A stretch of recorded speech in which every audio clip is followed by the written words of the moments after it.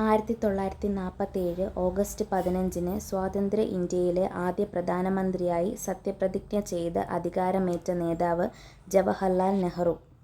സ്വാതന്ത്ര്യദിനം ഓഗസ്റ്റ് 15. തെരഞ്ഞെടുക്കപ്പെടുന്ന ഒരു വ്യക്തി. രാഷ്ട്രത്തലവനായുള്ള സംവിധാനം റിപ്പബ്ലിക്. ഇന്ത്യയുടെ രാഷ്ട്രത്തലവൻ പ്രസിഡന്റ്.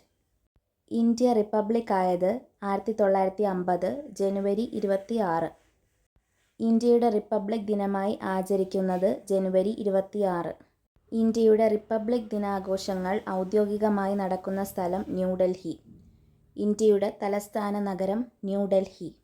റിപ്പബ്ലിക് ദിനത്തിൽ ചെങ്കോട്ടയിൽ ദേശീയ പതാക ഉയർത്തുന്നത് രാഷ്ട്രപതി. റിപ്പബ്ലിക്കിന് പരേഡ് നടക്കുന്നത് രാജ്പഥ്.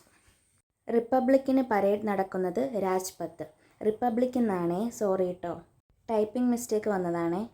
ഒരു രാഷ്ട്രത്തിൻ്റെ അടിസ്ഥാന ആശയങ്ങളും തത്വങ്ങളും നിയമങ്ങളും അടങ്ങുന്ന ആധികാരിക പ്രമാണം ഭരണഘടന. ഇന്ത്യൻ ഭരണഘടന ഔദ്യോഗികമായി നിലവിൽ വന്നതോടെ ഇന്ത്യ ഒരു പരമാധികാര ജനാധിപത്യ റിപ്പബ്ലിക് ആണ്.